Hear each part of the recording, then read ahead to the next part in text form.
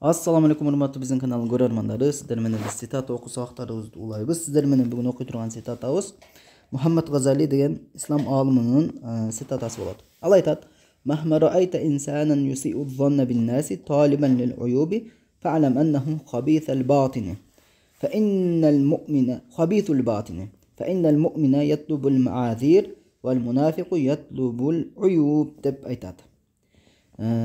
Канчалык адамдардын айыбын издеп, аларга жаман ой кылып аткан адамды көрүп жатсаң, анда билип койгон анын ичи кир, ичи ыплас инсан болот деп айтып атат. Анткени момун адам адамдардан үзүр издейт. Ал эми мунафык адам адамдардын айыбын издейт деп айтып атат.